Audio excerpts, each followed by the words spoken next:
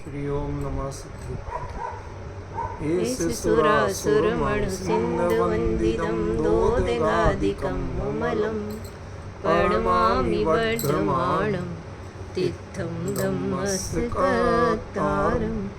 शेषे पुण्यतीर्थहरे ससौव सिद्धे विशुद्धस्वभावे सम्मेलनानन्दं चरित तव वीर्यायारि ते सौवे समगं पतेगमेव पतेगं वन्दामि अवट्टन्ते अर्हन्ते मानुषे खेते किच्चारिहन्ताणं सीताणं तरणमुगणहराणम् अच्चावयवगाढं साहूढं चेव सवेसिं तेसिं विशुद्धदंसं नाडपहाडासमं समासीज्य उपसंपयामि सम्मं जतोणे वाण संपत्ति।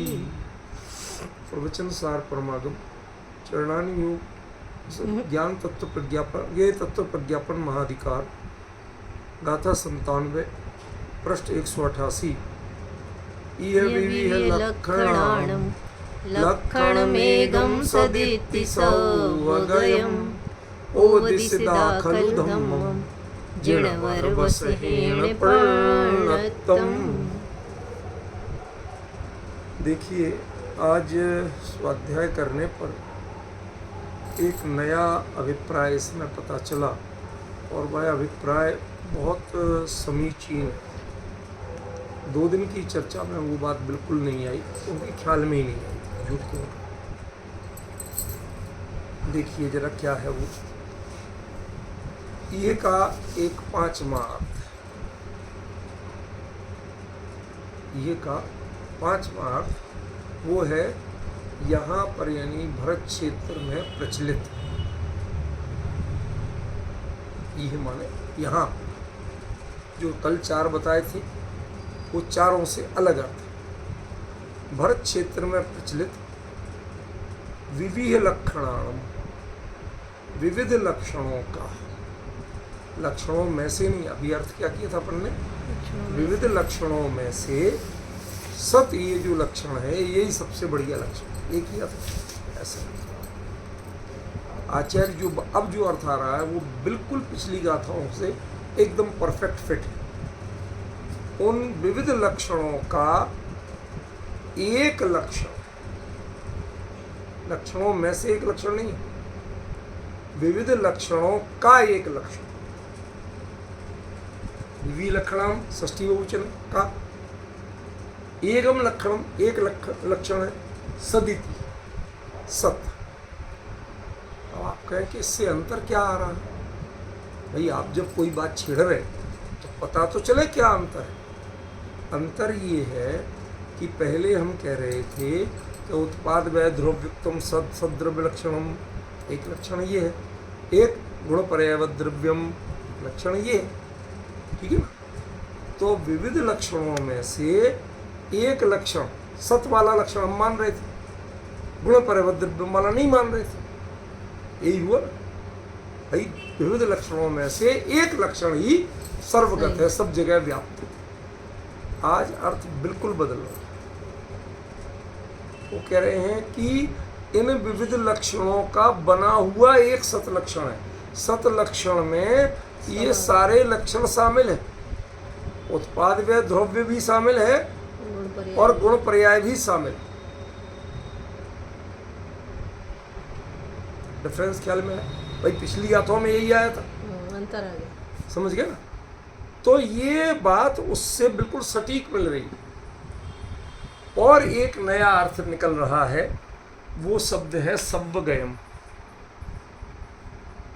दिख रहा है सबको भाई? जिनके सामने ग्रंथ नहीं हो उन्हें भी दिख रहा है ना अब तो बोर्ड पे। मैंने इसीलिए स्क्रीन थोड़ी आपकी टिल्ट कर दी ताकि सबको दिखे। सर्वगत माने क्या होता है? सब में गया हुआ। अब सब में गया हुआ का अर्थ क्या है? कौन सी चीज है जो सब में व्याप्त है?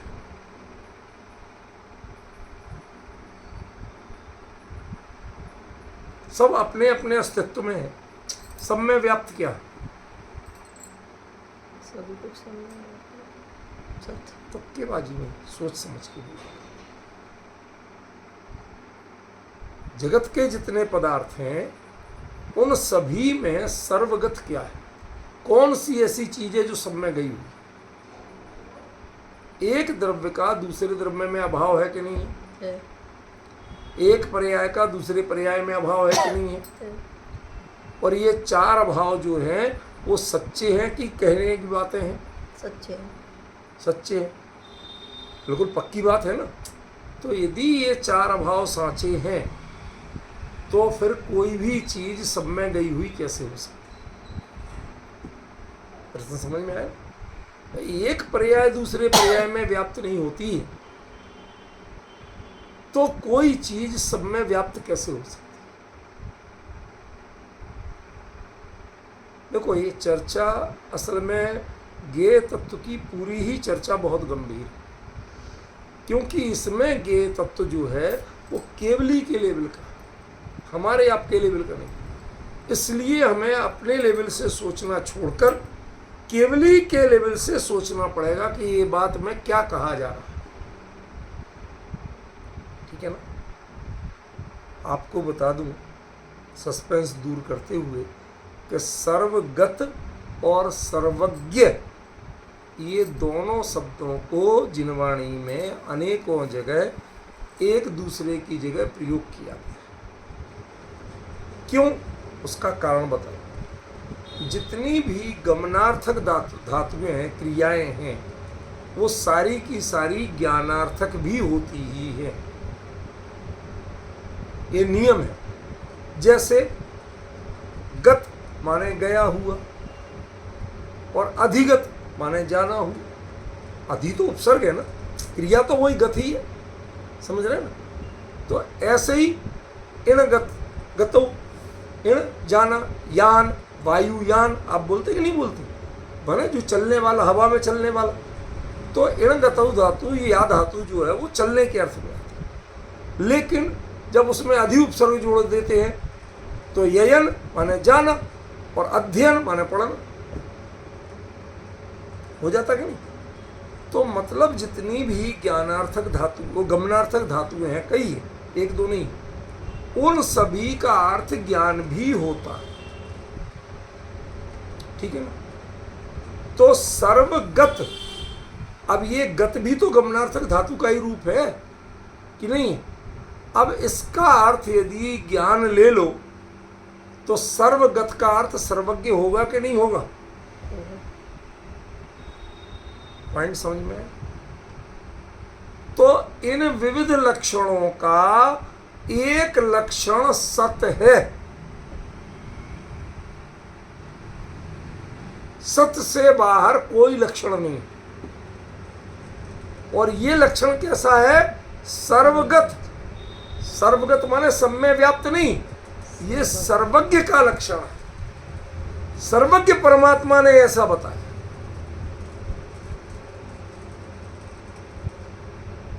डिफरेंस। जैसे हम कहते हैं ये छद्मस्थों की बात है, ये केवलियों की बात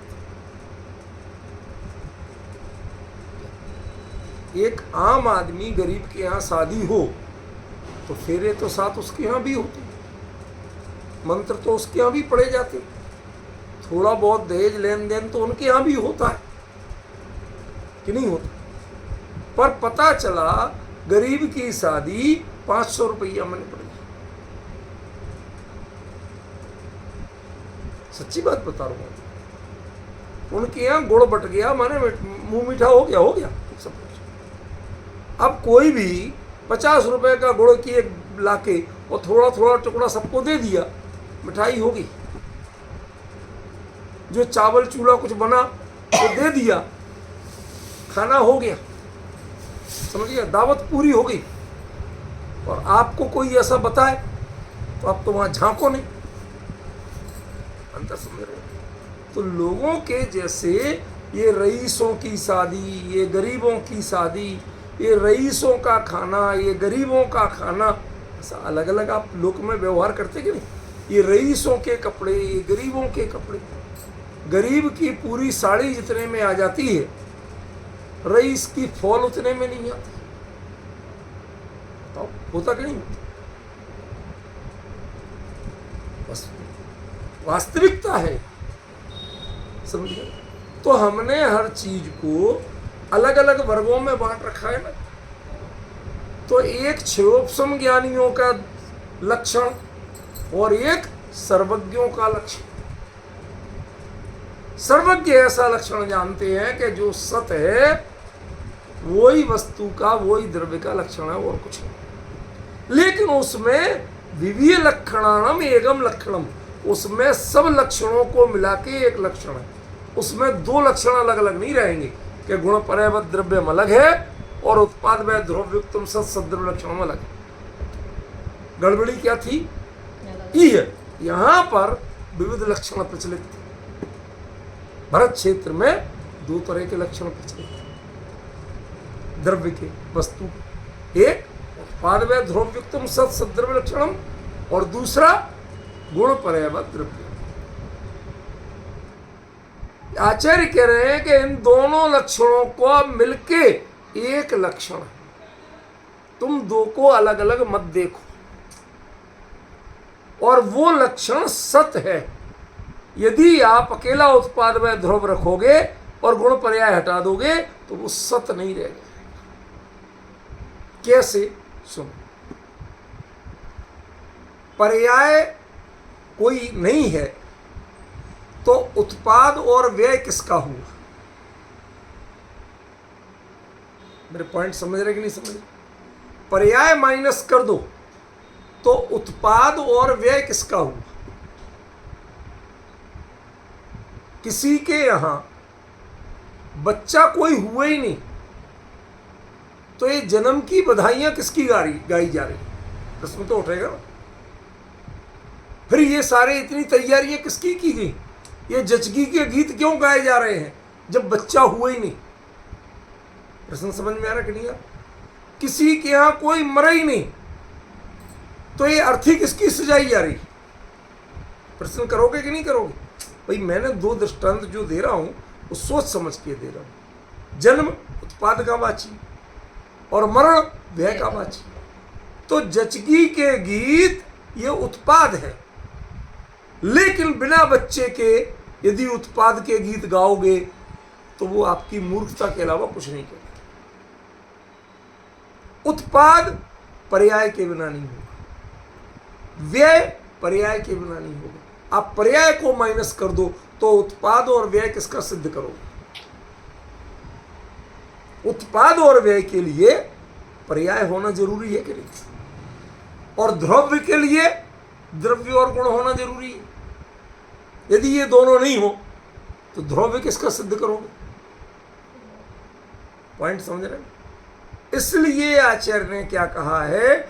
यह माने इस लोक में प्रचलित विविध लक्षणों का एक लक्षण है। और वो लक्षण कैसा है?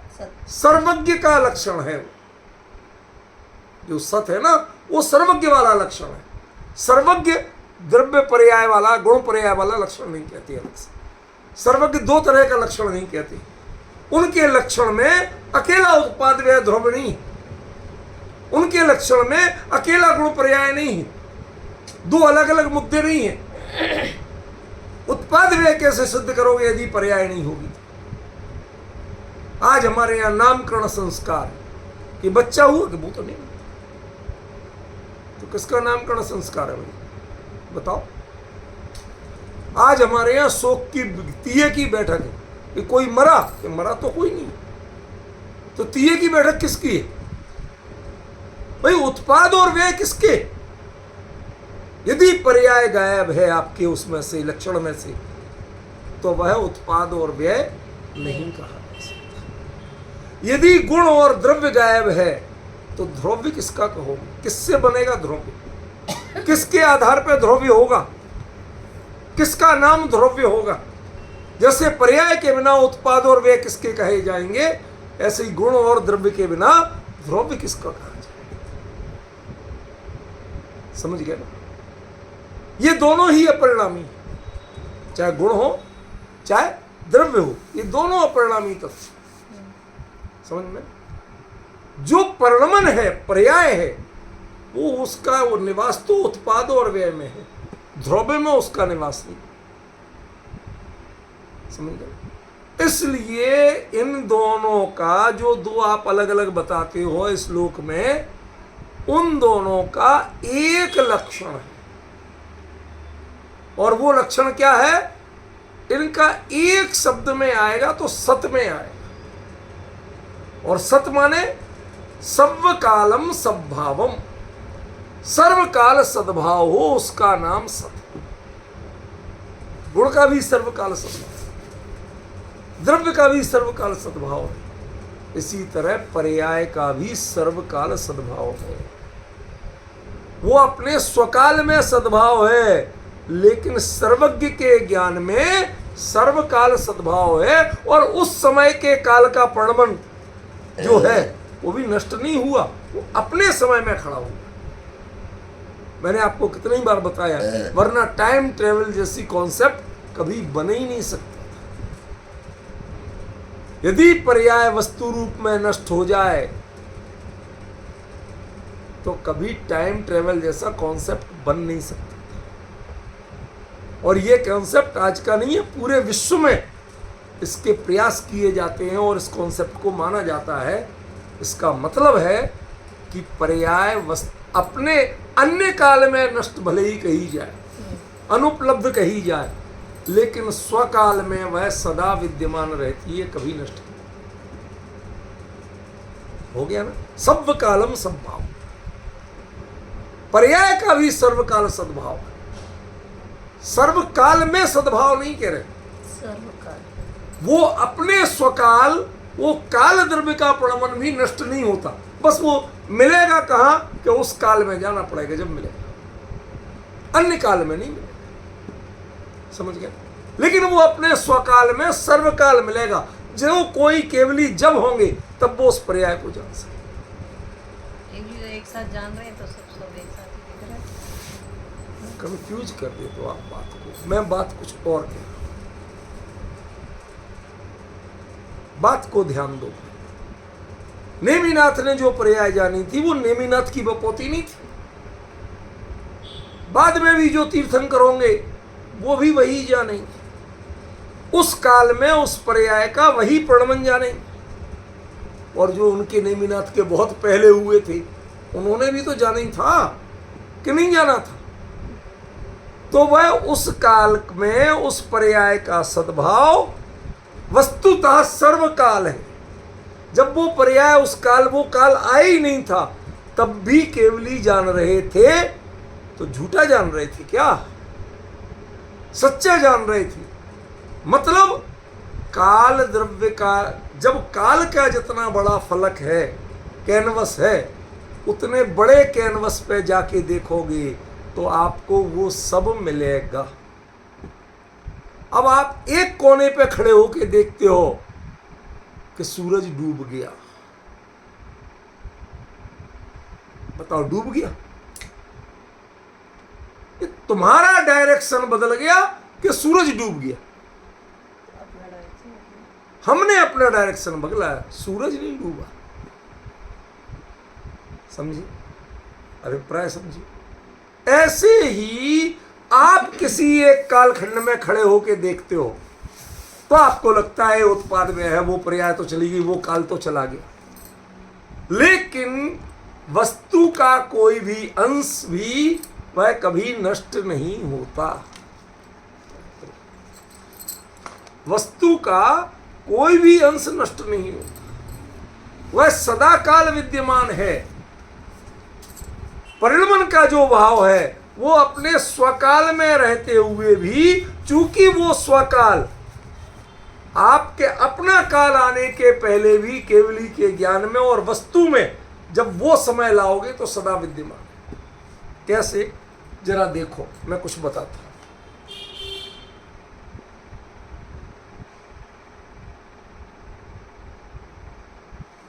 कुछ दिख रहा है? हल्की हल्की बिंदियां लगाई मैंने लाल रंग की। अब ये है काल और ये है वस्तु। यदि इस वस्तु को इस काल में देखना है तो ऐसे नहीं दिखेगा, ये अपनी जगह जाएगा और ये अपनी जगह, दोनों आके अपनी दिशाओं से जब मिलेंगे तो वहां पर इस वस्तु का इस काल में यह परिणमन सत्य होगा। भाई अभी पैदा नहीं होना है, वह वस्तु में उस काल में उत्पन्न है, आपको मात्र दिखता है। कायदे से उत्पाद और व्यय जो है वो काल सापेक्ष दिखता है। यदि आप सर्वदर्शी हो जाए, सर्वकालदर्शी हो जाए, तो आपको उनका उत्पाद व्यय नहीं करना पड़ेगा।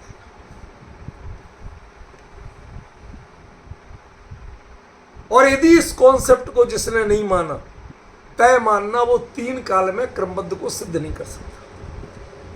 हमने क्रमबद्ध काय से सिद्ध की? सच बताना, कारण स्वभाव नियति सब बाहर की परिभाषाएं बना के सिद्ध की, वस्तु से सिद्ध नहीं किया। होनहार ऐसी थी, निमित्त ऐसा मिल गया, ये सब पराधीनताएं हैं, ये परिभाषाएं हैं, वस्तु स्वरूप नहीं। क्रमबद्ध वस्तु का धर्म है, वस्तु का स्वभाव है। इसलिए यदि क्रमबद्ध को देखना है तो आपको वस्तु से देखना पड़ेगा। वो पर्याय अपने स्वकाल में सदा विद्यमान है, चाहे वो काल द्रव्य की पर्याय हो तो अभी वो सदा विद्यमान है। आप यदि यहां मिलाओगे तो ये यहीं मिलेगी, ये यहां नहीं मिल पाएगी। समझ गया? इसका चार्ट ऐसे नहीं जाएगा, इसका चार्ट सिर्फ ऐसे जाएगा। ये वस्तु अपना कार्य और ये काल का अपना कार्य, दोनों जहां मिलेंगे वहीं पर वो वस्तु मिले, वो परिणमन मिलेगा। ये थोड़ा टिपिकल मैटर है विजय जी, बहुत शांति से ध्यान दे के करोगे तो ख्याल में आ जाएगा। नहीं आए मुझे कहना, मैं 2 बार 3 बार 4 बार 10 बार कहोगे 10 बार बताऊंगा, लेकिन थोड़ा सा पहचानने की कोशिश करो। हमारी कमी क्या होती है, हम थोड़ा ज़्यादा फास्ट भागना चाहते हैं, हम चाहते तुरंत हो जाए। बिल्कुल धैर्य से साथ चलोगे आ जाए। ये चार्ट जो है ये आपने गणित में और चीज़ों में ये चार्ट आपने कई बार बनाए होंगे, एक क्षेत्रवाची एक कालवाची, ठीक है ना। तो आज जैसे वर्तमान काल में भरत क्षेत्र में पंचम काल है कि नहीं है? है।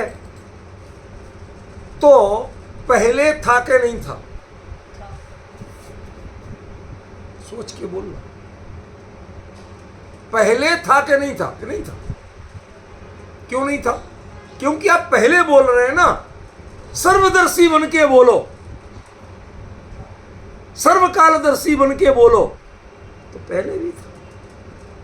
और यदि आपको पहले दिख रहा है माने आप वर्तमान, वो भूतकाल, तो नहीं था। क्यों? क्योंकि आप जब सर्वकालदर्शी नहीं है तो सर्व पर्यायदर्शी भी नहीं बन सकते। और जो पर्याय अपनी जगह में पहले से ही है तो उसको तुम्हें क्रम से लगाने की जरूरत क्या है, वो तो क्रमबद्ध है ही। समझे? इसलिए सर्वगयम का अर्थ है सर्वगतम, सर्वज्ञम। ये सर्वज्ञ का कथन है। क्या कथन है? कि जो विविध लक्षणों का एक लक्षण है, विविध लक्षणों में से एक लक्षण नहीं है। कल तक हम यही अर्थ कर रहे थे, पर मुझे जम नहीं रहा। यद्यपि प्राकृत में ऐसा होता है कि जब षष्ठी के बहुवचन में से एक वचन निकालो तो उसमें से मैं से सप्तमी का अर्थ निकल आता है। ये परिपाटी है, कोई गलत नहीं था प्रयोग। लेकिन यहाँ जो मैंने देखा कि आचार्य ने षष्ठी का प्रयोग किया है, माने लक्षणों का,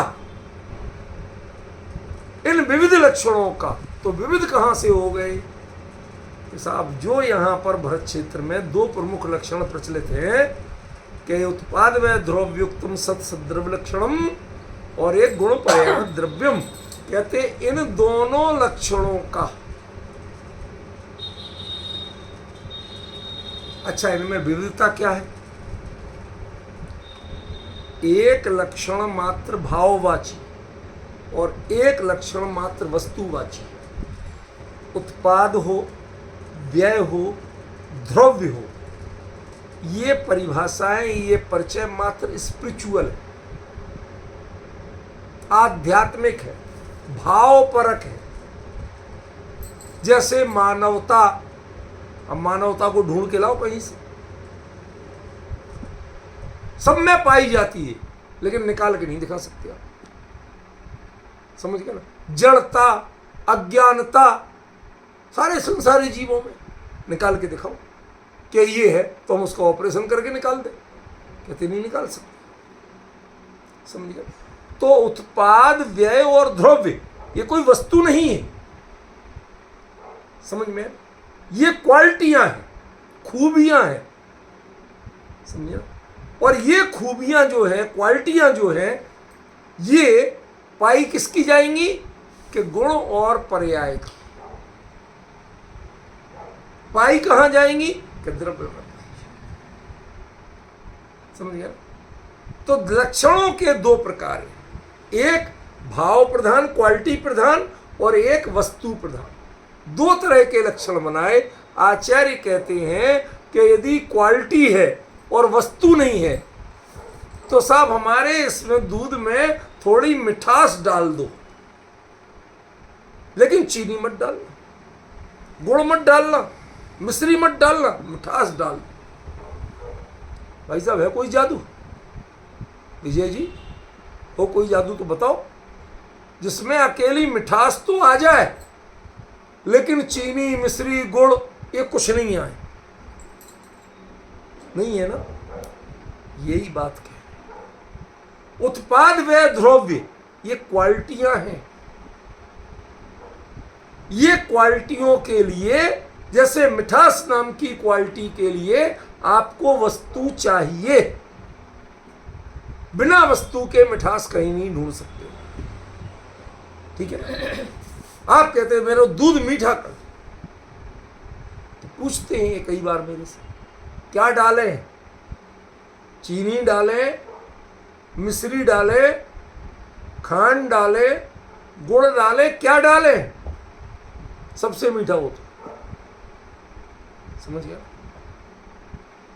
तो अब बताना पड़ता है कि मुझे खांड वाला दूध चाहिए, कि गुड़ से दूध चाहिए, कि चीनी डाल के दूध चाहिए, कि मिश्री डाल के दूध चाहिए। बताना पड़ेगा आपको। आप कहो कि अकेला मीठा कर दो, लेकिन ये वस्तु कोई मत डालना। कहते भाई साहब कल्पना कर लो, जैसी मीठी बातें होती है ना, कहते हैं ना वो बड़ी मीठी बातें करता है, बोलते, या वो बड़ी कड़वी बातें करता है। उस मीठी बातों की मिठास, मीठापन वस्तु वो काय से मीठी होती है? उन बातों में चाशनी डालता है, गुड़ डालता है, मिश्री डालता है। कहते वो एक अलग चीज है, वो क्वालिटी है, वो वस्तु नहीं। समझ गए? वस्तु क्या है? खाली बातें। बातें हो रही हैं तो हमें पता है, लेकिन फिर मिठास क्या होगी? वो चॉइस होगी। मतलब वो मिठास वस्तु रूप नहीं है, लेकिन दूध जिससे मीठा होता है वो मिठास वस्तु रूप होती है। जैसे हम राग द्वेष करते हैं, ये वस्तु रूप नहीं है। समझ में? लेकिन जो पर्याय के प्रमाण है वो वस्तु रूप है। समझ गए?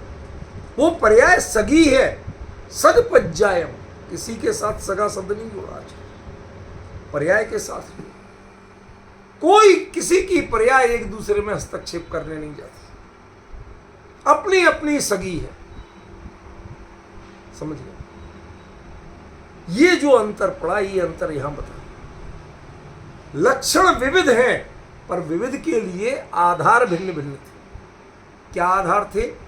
एक प्रकार के लक्षण में क्वालिटी बसती थी, एक प्रकार के लक्षण में वस्तु बसती थी, गुण परेव द्रव्यम में वस्तु बसती है, उत्पाद व ध्रुवयुक्तम सत में क्वालिटी बसती है।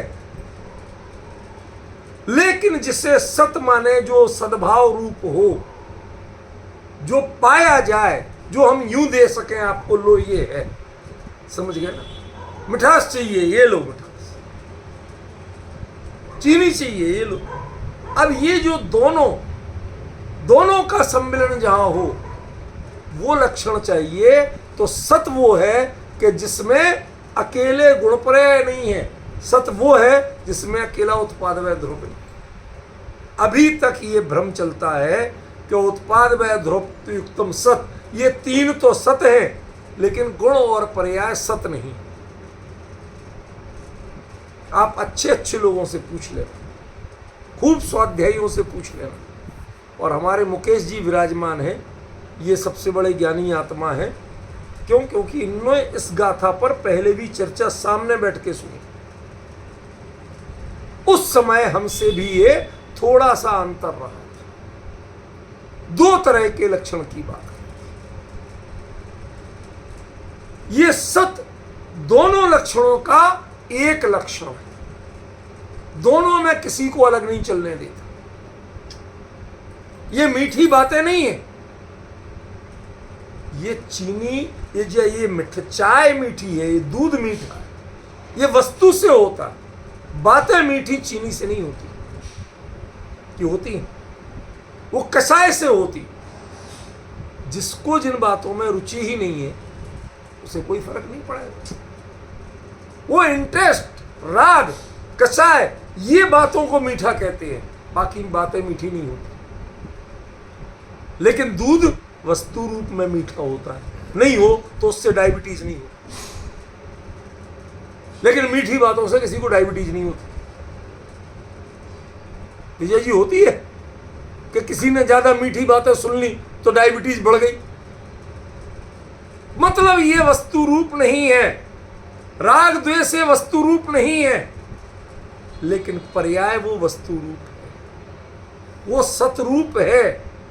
इसलिए राग द्वेष की विवक्षाएं छोड़ के जो वस्तु रूप है, ये मीठी चाय है, ये मीठी खीर है, ये मीठा दूध है, इसमें जो मिलेगा वो वस्तु रूप मिलेगा।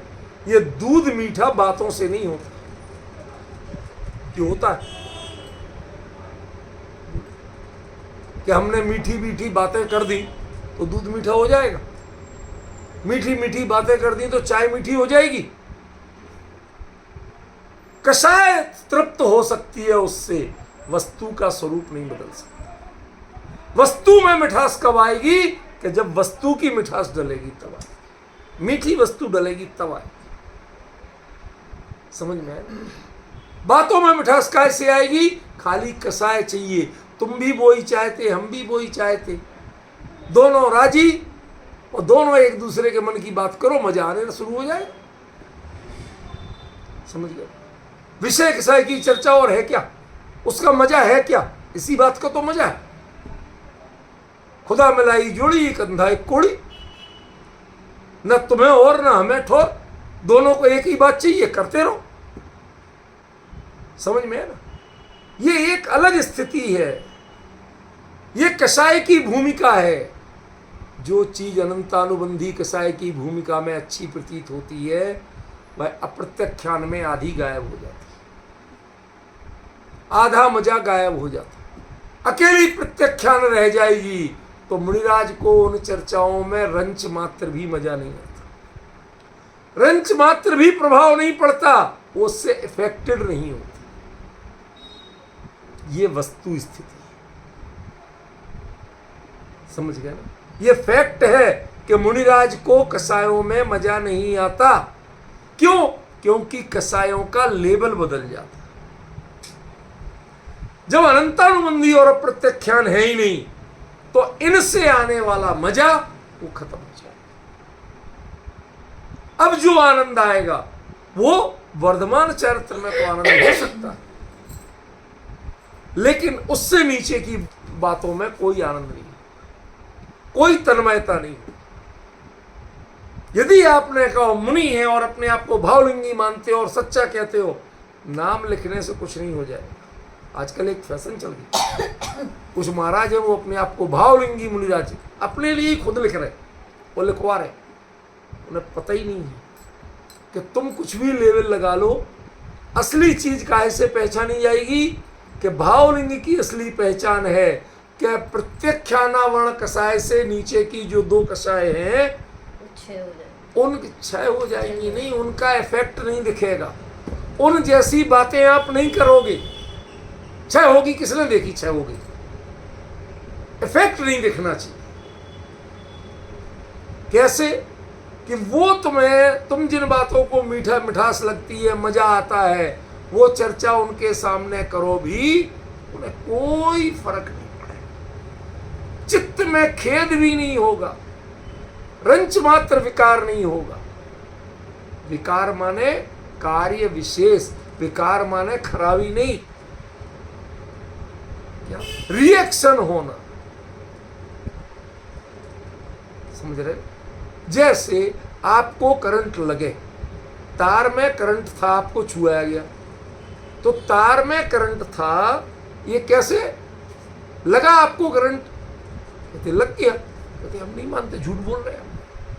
यदि करंट लगता, ये होता, वो रिएक्शन नहीं हुआ, तो हम नहीं मान रहे कि करंट लगा या तार में करंट था। क्यों विजय जी, ऐसा होता है क्या कि तार में करंट हो और आपने नंगा तार पकड़ लिया और रिएक्शन नहीं आए? ऐसा होता है क्या? नहीं होता। और यदि रिएक्शन नहीं आए तो हम मान लेंगे कि हाँ तार में करंट नहीं था। ऐसे ही अनंतानुबंधी और अप्रत्यक्षानावरण की भूमिका की जो कसाएं हैं, जो परिस्थितियां हैं, जो चर्चाएं हैं, उनसे जो बिल्कुल प्रभावित नहीं हो, तो हम मानेंगे कि आप भावलिंगी मुनिराज और आपको इनमें मजा आता है, इनसे किसी से बचने, किसी से जुड़ने का भाव होता है, तो हम नहीं मानेंगे कि आप भावलिंगी। ये है वस्तु का सत्य, समझ गए? आचार्य कुंद ने यह ये वस्तुगत सत्य समझाया। लोग जिसको समझने की कोशिश नहीं करते हैं वो चीज बताए। 2 तरह के लक्षण आपके पर, एक अकेले वस्तु परक और एक भाव परक, क्वालिटी के। कहते हैं ये क्वालिटी अपनी जगह बहुत जरूरी है। उत्पादपना, सांस लेना कभी भूले? कभी एक आध बार भूल गए हो तो बताओ। नहीं।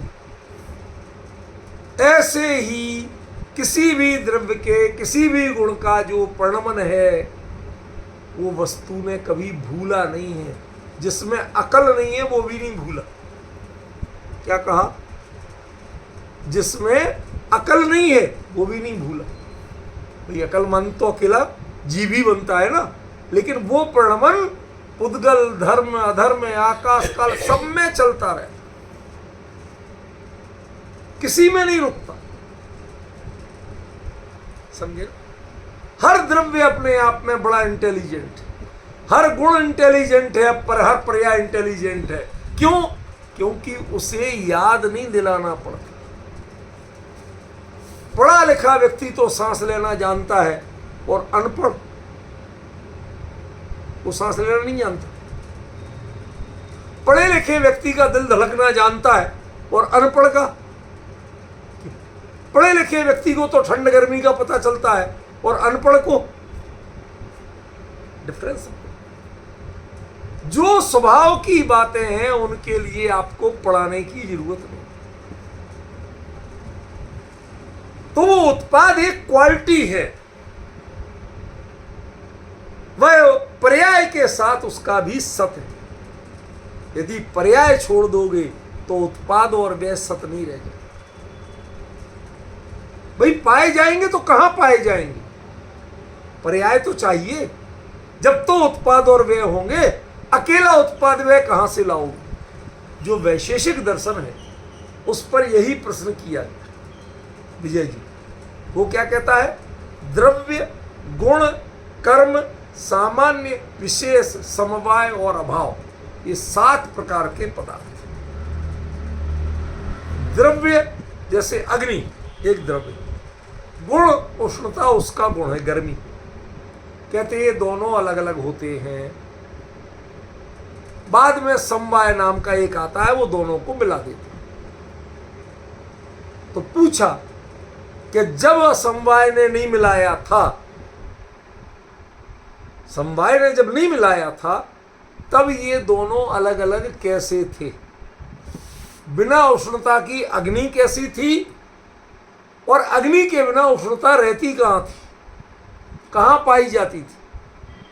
हमें तो जिसे जहां उष्णता पाई जाएगी उसी का नाम आग कह देंगे। हमारी परिभाषा क्या है? जहां जिसमें उष्णता है उसका नाम अग्नि है। तो तुम्हारी अग्नि के अलावा उष्णता जहां रखोगे हम उसको आग ही मानेंगे। बताओ किस वस्तु में रहती थी, किस डिब्बे में रखी थी उष्णता, जहां से निकाल के तुमने अग्नि में मिलाई? है कोई उत्तर? कोई उत्तर। समझ रहे? तो यदि आप उत्पाद व्यय को अलग कर दोगे और पर्याय को अलग कर दोगे तो भाई साहब आपकी भी स्थिति वो वैशेषिक जैसी हो जाएगी। फिर उनको मिलाएगा कौन? तो आचार्य ने कहा ऐसी बातें मत करो। जैन दर्शन में सर्वगत लक्षण, सर्वज्ञ का कहा हुआ लक्षण क्या है कि इन विविध लक्षणाणाम एकम लक्षणम, इन सब लक्षणों का एक लक्षण है। ये दो अलग अलग लक्षण नहीं, क्वालिटी अलग लक्षण नहीं है और वस्तु अलग लक्षण नहीं है, दोनों मिलके ही एक लक्षण। अब अंतर ख्याल में आए? 2 दिन की चर्चा में और आज में क्या अंतर आए? समझ गए? ये वाला अर्थ पिछली बार नहीं आया था, मुझे अच्छी तरह याद कि ये विविध लक्षणों का एक, अभी उस बार क्या चला था? विविध लक्षणों में से एक लक्षण, और सत माने उत्पाद व ध्रुव की गुण पर्याय सत रूप में नहीं चला। यहां आचार्य क्या कह रहे कि उत्पाद व ध्रुव तो सत है ही, गुण पर्याय भी सत ही है, इनको अलग से सत कहने की जरूरत नहीं है। तुमने उत्पाद व ध्रुव युक्तम सत कह दिया और गुण पर्याय को छोड़ दिया, तो भाई साहब उत्पाद व ध्रुव युक्तम कौन था? कहां रखे थे, किस डिब्बे में रखे थे उत्पाद व ध्रुव? समझ रहे हो ना आप अंतर? इसलिए आज जो अर्थ पहली लाइन का हुआ पंक्ति का, वो बड़ा परफेक्ट अर्थ है कि यह माने इस लोक में प्रचलित जो विविध लक्षण हैं उन सभी लक्षणों को मिलके एक लक्षण है, और वह लक्षण सत है। क्यों? क्योंकि वो सत ये पना सब पे लागू होता है, उत्पाद व ध्रुव पे भी लागू होता है और गुण पर्याय पे भी। तो फिर पज्य मूढ़ा पर समय क्यों था? क्योंकि आप पर्याय में राग द्वेषात्मक दृष्टि को पर्याय मानते थे, किसी को रखना चाहते थे, किसी को हटाना चाहते थे, बुढ़ापे की झुर्रियां नहीं लाना चाहते, बचाना चाहते। भाई कोई ऐसी दवाई दो सब झुर्रियां नहीं आ पाती। समझ गया? बूढ़े तो हो जाए लेकिन झुर्रियां नहीं आती।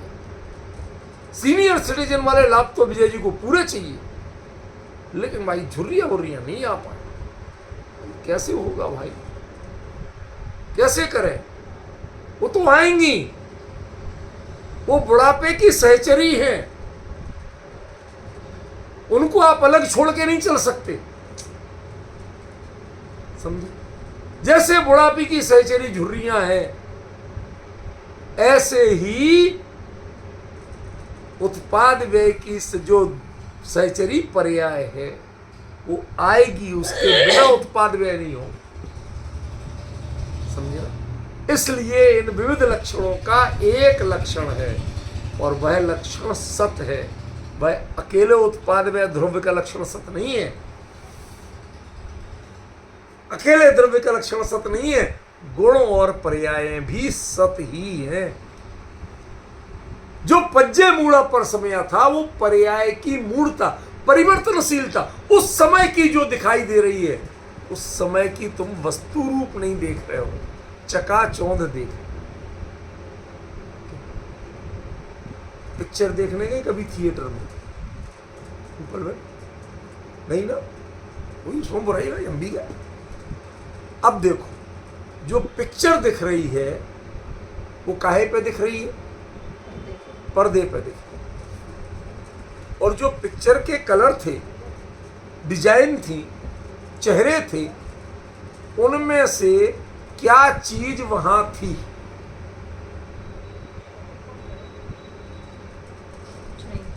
मेरा प्रश्न ख्याल में आया कि नहीं आया? जो पर्दे पे पिक्चर चल रही ना, उसमें से कलर सत्य हैं, चेहरे सत्य हैं, क्या सत्य है? खरे खर तो वहां मात्र पर्दा सत्य। जहां आप देख रहे हो वो जो पिक्चर थी वो कहां थी? वो मशीन में लगी इतनी सी थी, फिल्म इतनी सी थी, ठीक है ना? उसकी खाली बिंब प्रतिबिंब दिख रहा था और उसको आप मान क्या रहे कि ये पिक्चर देख के खरे खर क्या देखा आपने? पर्दा हटा दो तो कहां दिखेगी पिक्चर आपकी? हटा के दिखाओ। हट जाए पर्दा तो पिक्चर कहीं दिखेगी? तो जो उत्पाद व द्रव्य है, इनमें ही तो गुण पर्याय दिखते हैं। यदि द्रव्य गायब हो जाए तो गुण पर्याय कहां रहेंगे? और गुण पर्याय गायब हो जाए तो द्रव्य कहां रहेगा? उत्पाद व्यय कहां रहेगा?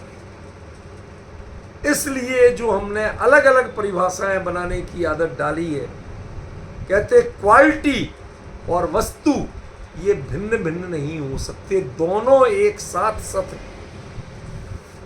अकेली क्वालिटी सत है ऐसा नहीं कह सकते, अकेली दूसरी चीज सत है ये नहीं कह सकते, वस्तु सत है ये नहीं कह सकते। क्वालिटी सहित वस्तु सत है। अब आप पॉइंट समझे, आचार्य का जोर कहां है? क्वालिटी सहित वस्तु सत। गुण और पर्याय ये वस्तु है, उत्पाद व द्रव्य ये क्वालिटियां हैं, ठीक है ना? बिना क्वालिटी के वस्तु नहीं और बिना वस्तु के क्वालिटी नहीं, दोनों मिलके ही सत है। किसी एक को अलग से क्वालिटी हटा के वस्तु की सिद्धि नहीं कर सकते और वस्तु को हटा के क्वालिटी की सिद्धि नहीं कर सकते, ठीक है ना? इसलिए एक ही लक्षण है लेकिन वो लक्षण सत है। सतभाव क्या है? जो सर्वकालम संभव, जो सर्वकाल में मौजूद रहे, पाया जाए, व्याप्त रहे, उसका नाम सद्भाव। सद्भाव माने सतपना। समझ में आया? जो पिछली गाथा में आया था उसी की बात कर। वो जो सतपना है, वो लक्षण जो है किसका है? सर्वगयम, सर्वज्ञ का लक्षण है। ये छद्मस्थों का लक्षण नहीं है। छद्मस्थ शब्दों से सीखते हैं और सर्वज्ञ वस्तु से देखते हैं। हम परिभाषाओं से पढ़ते हैं और केवली साक्षात देखते हैं। कर्ण लब्धि के परिणामों को आप परिभाषाओं से पढ़ते हैं। अधा कर्ण, पूर्व कर्ण, निवृत्ति कर्ण, सूक्ष्म संप्राय, ये श्रेणी आरोहण के परिणामों को आप किससे पढ़ते हो? परिभाषाओं से पढ़ते हैं। और जो श्रेणी चढ़ते हैं उन्हें परिभाषाएं पता होती हैं, वो प्रयोग करके। आप कहते हो कि हाँ साहब उन्होंने ऐसा किया, उनके फला कसाय या फला कर्म का अभाव हो गया, बंध विच्छित्ति हो गई, वो उसको प्रैक्टिकल अनुभव कर रहे होते हैं कि ये गया। आप पढ़ते हैं और वो करते हैं। डिफरेंस समझ रहे हैं आप दोनों बातों का? वो अंतर बता रहे हैं आचार्य, ठीक है? ये है ये विवि लक्षणाणम लक्षण मेघम सदित्ति संबुदे। ये सर्वगत लक्षण है। सर्वगत क्या होता है, पहली प्रश्न था मेरा आज का। कोई एक पर्याय दूसरे पर्याय में नहीं जा सकती, एक द्रव्य दूसरे द्रव्य में नहीं जा सकता। अगर लोग तो उनका काम ही है, वो जाने नहीं देता, कुछ होने नहीं देता, तो फिर क्या जाता है कि ज्ञान जाता है। ज्ञान को किसी में घुसने के लिए स्पर्श करने की जरूरत है। समझ गया? जीव में एक ज्ञान नाम का गुण है ऐसा, उसका जो परिणमन है वह वस्तु में प्रवेश किए बिना, वस्तु को स्पर्श किए बिना उसमें जा सकता है। उसमें जानना ही जाना है। वस्तु उसमें घुसती नहीं, वो वस्तु में घुसता नहीं, लेकिन जानता। ये सर्वगत है, ये सर्वज्ञ का लक्षण है। हमने दो तरह के लक्षण पढ़े हैं वस्तु के, द्रव्य के। आप विश्वास नहीं करोगे, पंचास्तिका कल ले आऊंगा, पढ़ के बता दूंगा दो तरह के लक्षणों की। तत्वार सूत्र में दो तरह के लक्षणों की बात है, और अलग अलग कहे, एक साथ नहीं कहे। अकेला प्रवचन सार है जिसमें दोनों को एक साथ कह के सत का ये डिफरेंस पहचानी। और क्या कहा साथ में? सर्वगतम उपदेशदा जलवर व सेहण परिणतम। ये जिनेंद्र भगवान ने उपदेश देते हुए यही बात कही। ये सर्वज्ञ का विजन है, ये अरहंत का विजन नहीं। अरहंत एक पद है, अरहंत एक गुणस्थान की भूमिका है, लेकिन ये जो विजन है कि विविध लक्षणों का एक ही लक्षण है सत, ये सर्वज्ञ देखते हैं। ये हम आप नहीं देखते। हम आप पढ़ सकते हैं, हम आप सुन सकते हैं, हम आप समझ सकते हैं, लेकिन सर्वज्ञ जान सकते हैं।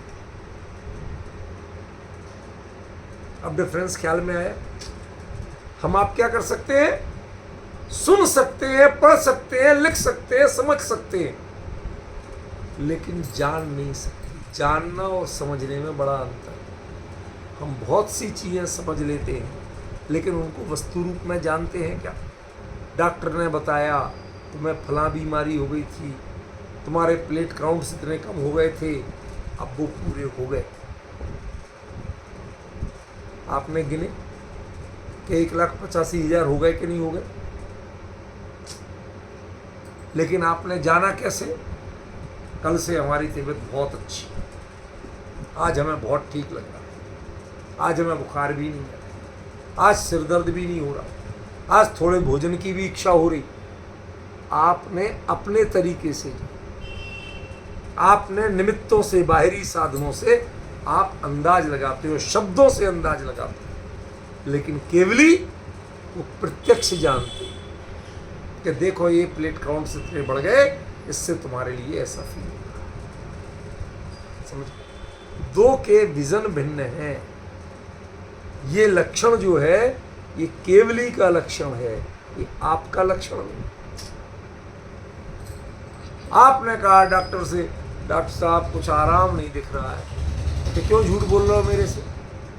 कल प्लेट काउंट तुम्हारे 85,000 थे, आज 1,50,000, 1 लाख बढ़ गए, और तुम कहते तबीयत ठीक नहीं है।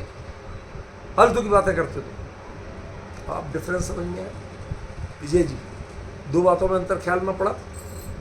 वो वस्तु को देख के बात कर रहे हैं, जैसे डॉक्टर रिपोर्ट देख के कहते सब बिल्कुल ठीक है। डॉक्टर साहब हमें तो बिल्कुल अच्छा नहीं लग रहा, नहीं लग रहा तो अकल का इलाज करो, जाओ। तुम्हारी सोच खोटी, फिजिकली तुम फिट,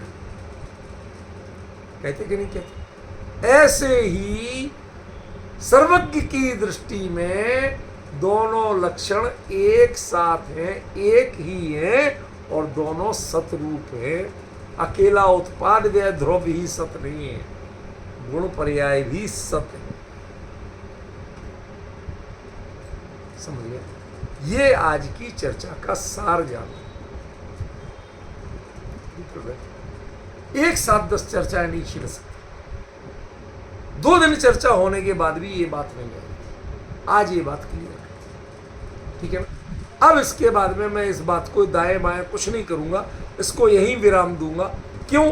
क्योंकि इस चर्चा के साथ जो परिणतम की बात है, सत जानने से हमारी परिणति में परिवर्तन कैसे आता है।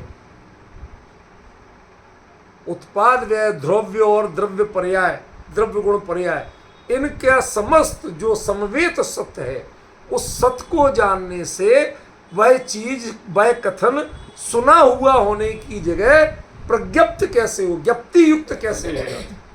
ज्ञप्ति माने ज्ञान का फल,